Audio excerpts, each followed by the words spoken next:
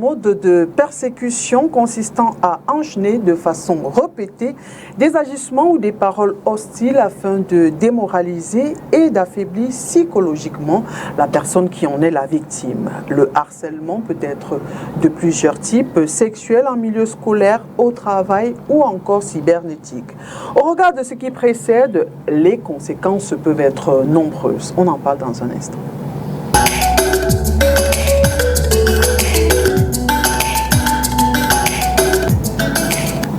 Mesdames et messieurs, bienvenue. L'émission C'est tout droit. Le programme se propose d'apporter des réponses aux questions de société à travers le regard des hommes de loi. Ce jour, nous parlons du harcèlement. Comment savoir que l'on subit un harcèlement? Comment réagir et que dit la loi lorsqu'on est victime de harcèlement? Pour nous éclairer, je reçois sur ce plateau Maître Emmanuel Marobel. Il est avocat au barreau du Cameroun. Maître, bienvenue et merci d'avoir accepté notre invitation. Merci de m'avoir invité, Oriane. Mesdames et messieurs, pour planter le décor, je vous propose de regarder cet élément et nous revenons juste après. Victime, non. Peut-être l'objet, oui. Parce que je me rappelle en première, au lycée Jos, je crois que j'ai harcelé une camarade. Parce que je la laissais pas les moqueries, je l'insultais de temps en temps. Donc les camarades riaient et ça me faisait plaisir, moi, en fait. Parce que je m'harcelais toujours au Shabbat, j'étais pas une fille calme et autres. Bon. Et selon vous, est-ce que le harcèlement est bien dans le... Non. Maintenant que je suis réfléchi, je suis déjà un peu mature, je trouve que ce n'est pas bien. Moi, je dirais d'en parler aux parents. Parce qu'ils sont les parents, nos protecteurs. Donc, il faut en parler aux parents pour que les parents viennent le dire dans le milieu scolaire. Non.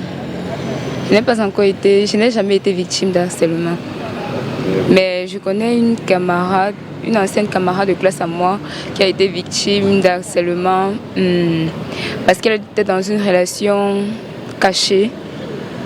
Elle cachait la relation aux membres de sa famille et à son entourage, mais certaines de ses copines étaient au courant de cette relation.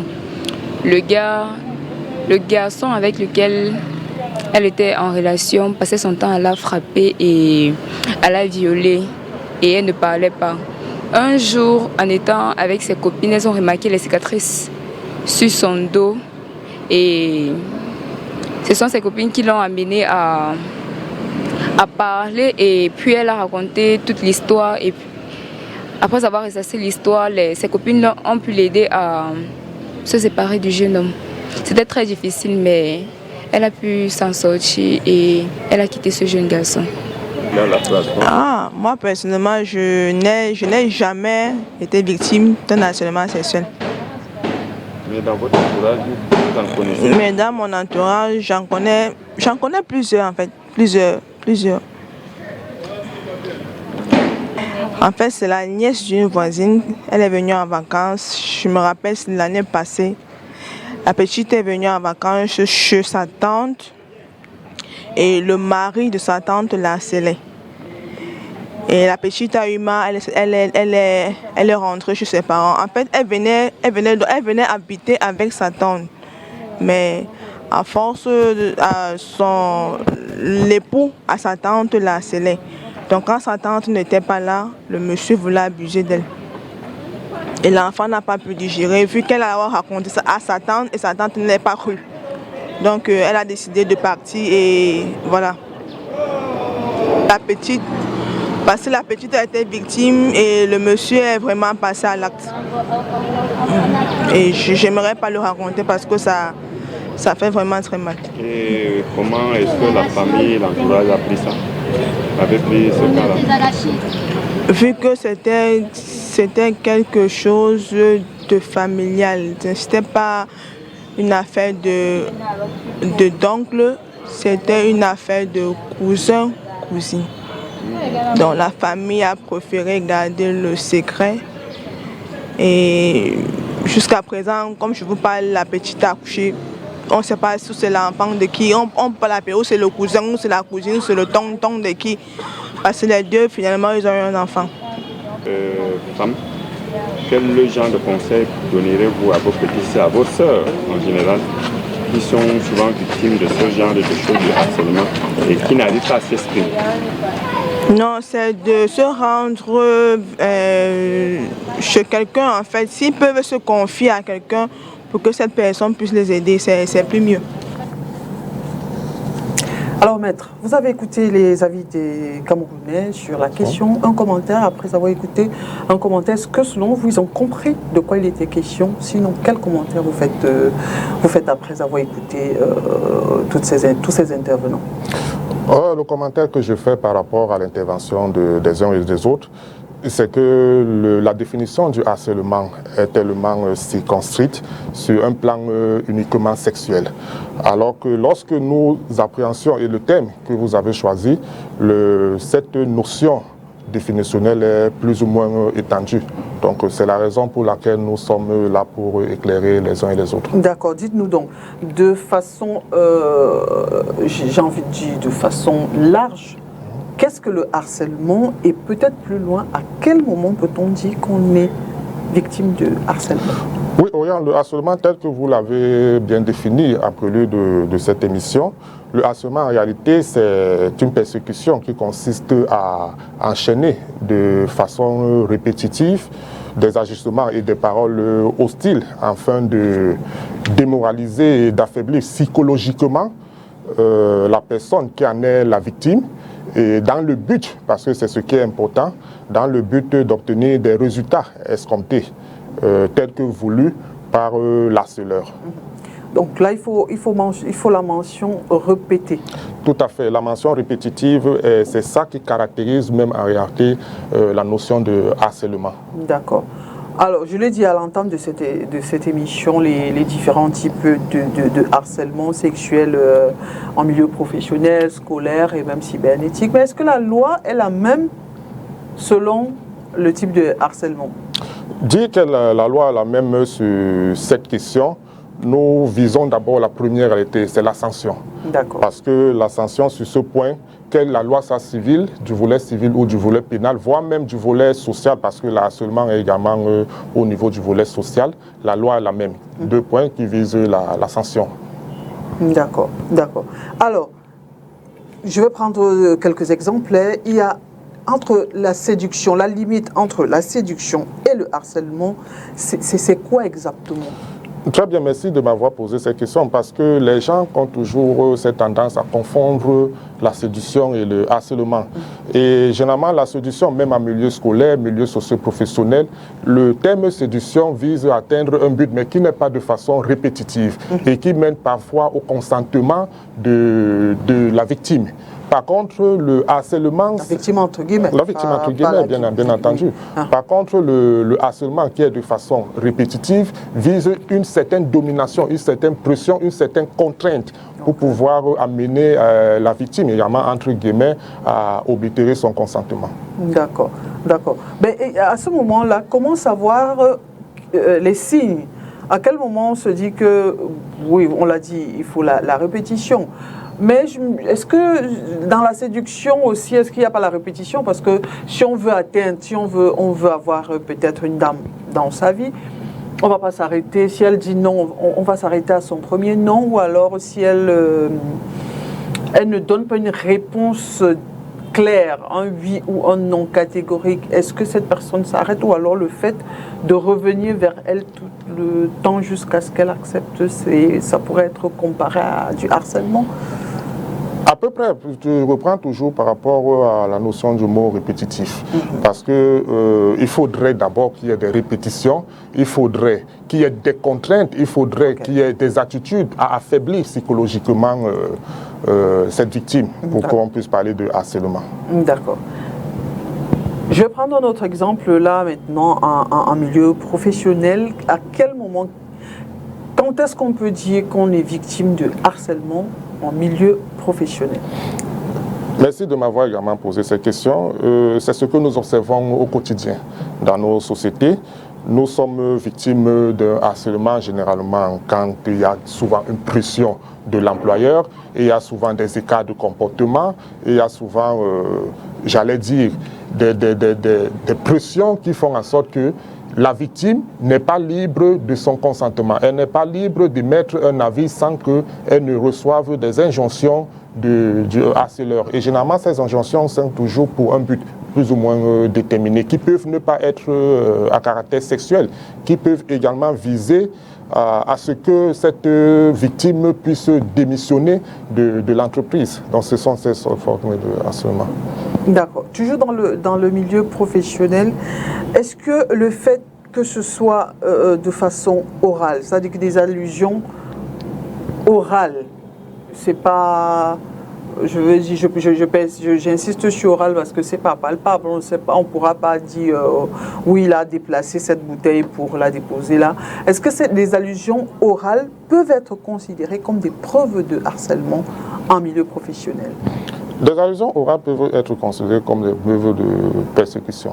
Dans la simple mesure que je vous dis, et je répète toujours, c'est ce volet de répétition, ce volet de contraintes qui peuvent être analysées en termes de harcèlement. Des simples paroles qui visent peut-être à restituer ou bien à recadrer, entre guillemets, l'employé dans son entreprise, ne peuvent pas être sujettes à harcèlement. Mais quand c'est répété avec des actes qui sont posés, là, nous pouvons les qualifier selon les circonstances de harcèlement. Et devant un tribunal, ça peut être pris en compte? Tout à fait, devant un tribunal, ça peut être pris en compte par parfois les éléments de preuve que nous fournissent les victimes pour pouvoir convaincre le juge. D'accord, je reviens donc sur le caractère oral.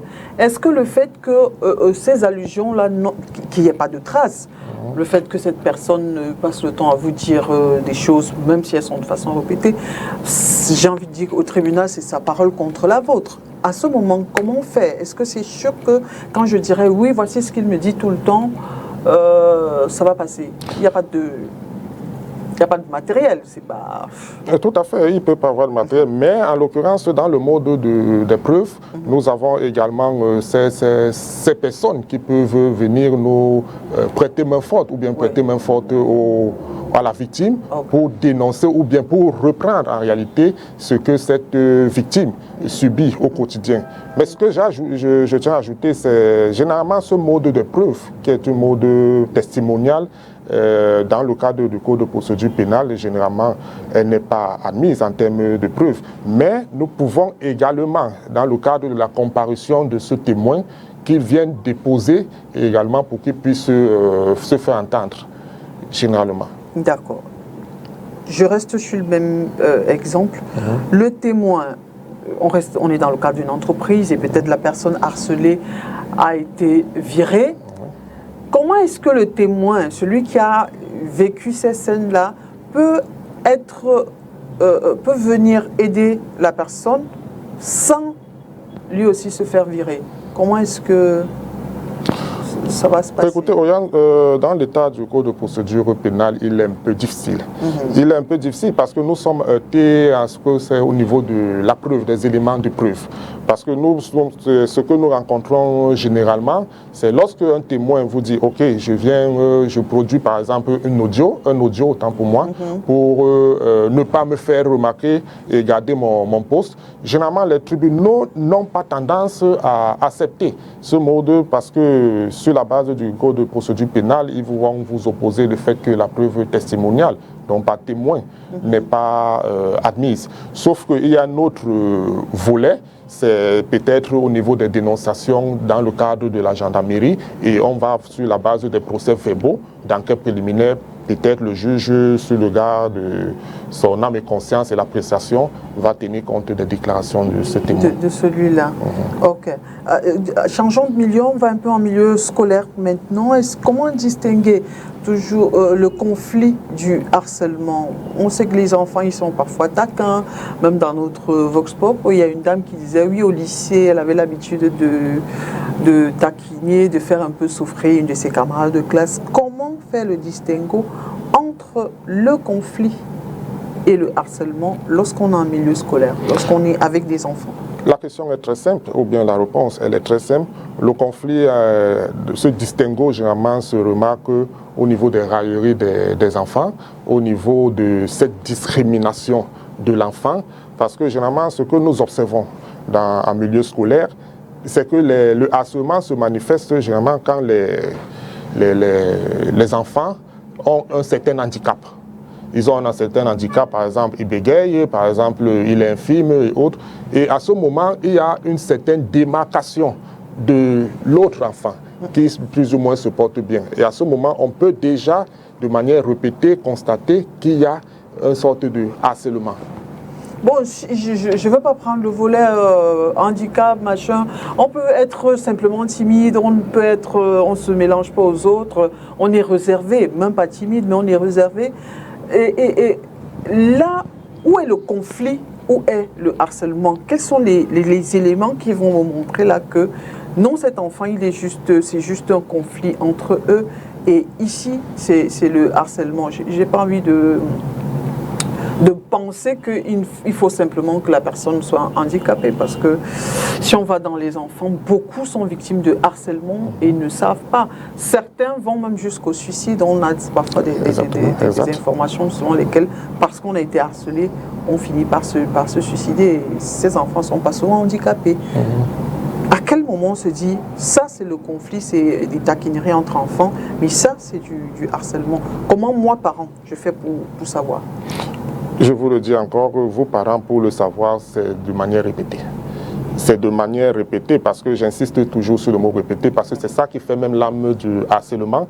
Et quand ça devient de manière répétée, qui est souvent différent du comportement habituel de cet enfant, entre guillemets, normal, et nous pouvons dire, ou bien nous pouvons en déduire au regard des circonstances qu'il s'agit d'un harcèlement. Mais j'insiste qu'il faudrait que ça soit de manière répétée. D'accord. Alors, après l'école, je pars aux réseaux sociaux. C'est vraiment la mode. Nous sommes à l'ère des réseaux sociaux. Comment savoir que je suis victime de cyberharcèlement? Être victime de cyberharcèlement, je ne cesserai de le dire. C'est toujours la répétition. La répétition et le but d'affaiblir sa victime. Le but de rechercher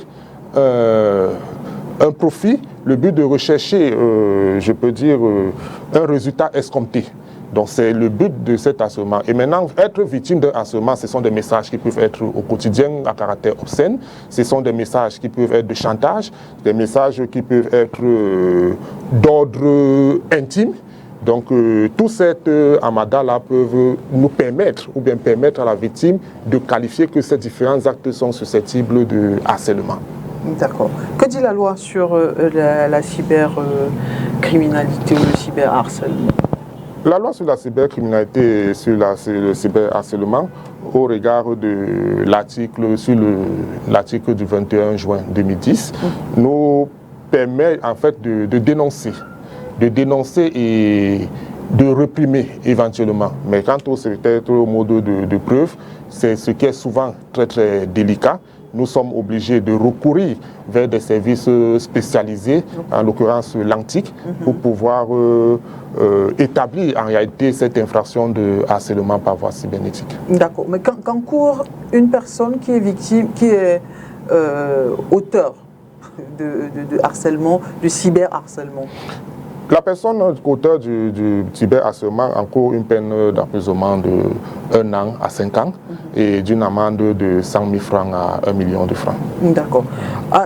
Et en milieu scolaire, comment ça se passe? Comment obtenir déjà réparation? Je suis un parent, je me rends compte que mon enfant est victime de harcèlement. Comment obtenir réparation? Et si on est dans un milieu de mineurs, qu'est-ce qui va se passer pour cet enfant-là qui est auteur de harcèlement? Ce qui est peut-être paradoxal, ce que je veux vous dire, c'est ce que nous vivons au quotidien et généralement les parents n'osent pas le faire, n'osent pas dénoncer, mais pour aboutir à ces fins, généralement le parent peut se rapprocher d'un organisme spécialisé ou bien de cet établissement pour non seulement dénoncer ou bien d'un avocat et également actionner son affaire devant un juge civil pour obtenir réparation pour le compte de son enfant mineur sur la base des dispositions de l'article 1382. Parce que n'oubliez pas, sur le volet pénal, le mineur qui est victime d'un harcèlement n'a pas la capacité pénale pour engager une action également face à un mineur. Donc ça rentre dans le cadre d'une responsabilité. Et cette responsabilité délictuelle doit être supportée peut-être par l'établissement en cause qui est civilement responsable et peut-être également par le parent. Donc c'est généralement ce que nous appliquons dans nos juridictions.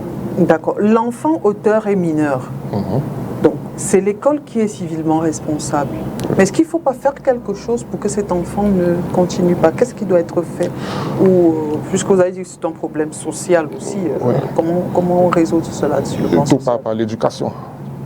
Par l'éducation, par beaucoup de causeries, pour le prendre trivialement, beaucoup de causeries dans le cadre des établissements et à la maison surtout. Parce que figurez-vous, si cet enfant ou bien ces enfants ont un écart de comportement qui plus ou moins manifeste un harcèlement, cela provient, ma foi, au niveau de l'enseignement, au niveau de la famille et dans le cadre de la société en général. Donc ce que nous devons retenir, c'est l'éducation, la sensibilisation. D'accord. Alors sur le plan professionnel, je suis victime de harcèlement. Comment je fais pour obtenir réparation et qu'en cours, mon harceleur, qui est aussi professionnel comme moi, qui peut être mon employé ou qui peut être mon collègue, comment ça se fait? Comment j'obtiens réparation? Réparation, c'est saisir les juridictions. Saisir les juridictions. Si nous sommes dans le cadre socio-professionnel, nous sommes face à ce que nous appelons un délit d'entrave. Nous sommes face à un délit d'entrave qui est une infraction du Code du travail. Donc, pour pouvoir vous faire réparer de ce délit, de cette infraction que vous avez subie, parce que n'oubliez pas, dans la définition, pas de démoraliser psychologiquement. Donc, vous pouvez saisir soit le juge pénal, si il s'agit bien entendu d'un harcèlement sexuel. Donc, vous pouvez saisir le juge pénal sur la base des dispositions de l'article 302-1 du Code pénal. Et si également vous voulez avoir une réparation en termes pécuniaires, vous saisissez le juge civil ou bien concomitamment. D'accord. Donc si je comprends bien, le harcèlement, il est jugé tant sur le plan civil que pénal. Exactement. D'accord. Mais à quel moment on entre dans le pénal? Je veux bien comprendre. Parce que c'est psychologique qu'on entre dans le pénal, mais je veux comprendre un peu. Non, psychologique, dans le cadre pénal, il y a des actes matériels qui sont posés, des actes extérieurs. Donc, la définition du Code pénal vous dit, sur la base de l'autorité et la pression, vous contraint à poser des actes dont vous n'avez jamais voulu, dont il y a une oblitération de votre consentement. Et à cela, ça peut aboutir, si nous prenons dans le cadre du pénal, ça peut aboutir à des faits sexuels, à une démission et tout autre. Donc, à ce moment, lorsque cet élément extérieur est ressorti, vous pouvez saisir le juge pénal pour que cette infraction soit caractérisée et punie. D'accord, d'accord. J'ai envie de comprendre encore une limite entre... c'est vrai, vous allez me parler de répétition, mais je veux bien comprendre. La discrimination peut avoir des répétitions là-dedans. La discrimination et le harcèlement, où est la différence, la limite? La limite de la discrimination, aujourd'hui, j'ai envie de dire qu'en réalité, ça devient une sorte de néo-harcèlement. Parce que dans la discrimination, il y a des actes qui prouvent en réalité qu'il y a une sorte de répulsion. Et la répulsion ou bien des comportements, mais cette répulsion vise un but, soit à vous déstabiliser, soit à rechercher à ce que vous abdiquez s'il s'agit peut-être d'un conflit. Et à ce moment, dès que la personne atteint ses buts, on parlera de discrimination. Donc pour me reprendre, il y a une moindre légère différence au niveau de la discrimination et le harcèlement. D'accord. Alors nous avons nos... presque tout le monde a un smartphone, même ceux qui n'en ont pas. On reçoit très souvent des messages de nos opérateurs de téléphonie mobile de façon répétée. Est-ce que là, on peut dire qu'on est victime de harcèlement de ces entreprises-là? Je peux peut-être vous dire oui et peut-être non. Parce que dans la mesure où c'est de façon répétée et que ce texte ou bien ce message qui ne vise pas un caractère de nuisance. À ce moment, on ne pourrait pas parler de harcèlement. Mais si ça vise au contraire un caractère de nuisance, on parlera d'un harcèlement qui peut être peut-être un harcèlement moral et autres. Maître, vous recevez un message à 2 h du matin. Je pense que si vous êtes dans un couple, votre conjoint peut trouver que ce n'est pas un bon message à 2 h du matin. On sait tous que ces messages arrivent à n'importe quelle heure. Même si c'est à caractère commercial, c'est pour vous pousser à un but. dépenser ou à acheter quelque chose chez eux. Je veux dire, c'est pas malsain à la base, mais est-ce que là, on n'est pas un peu limite dans du harcèlement commercial? Oui, on peut peut-être qualifier assez limite de harcèlement commercial, mais je le répète, parce que ce que nous devons remarquer, ça peut être un moment de régulation au niveau de ces opérateurs-là. Okay. Parce que, ma foi, je ne pense pas que tout est réglé ou bien réglementé pour que les messages arrivent à une certaine tardive. Donc, c'est pour ça que nous avons parlé d'éducation à la base. Donc, sur ce plan également, on peut parler d'une régulation socio-professionnelle pour que ces messages ne puissent pas arriver. Mais si vous vous placez devant un juge et vous utilisez ça comme du harcèlement, en principe, les chances sont moins pour que vous puissiez obtenir gain de cause. D'accord. Merci beaucoup, maître. Nous sommes arrivés au terme de notre émission. Merci encore pour votre disponibilité et surtout pour vos enseignements. Je vous remercie. Mesdames et messieurs, merci à vous d'avoir été des nôtres. Nous espérons avoir répondu à quelques-unes de vos préoccupations. N'oubliez surtout pas, nul n'est au-dessus de la loi et nul n'est censé ignorer la loi. À très bientôt.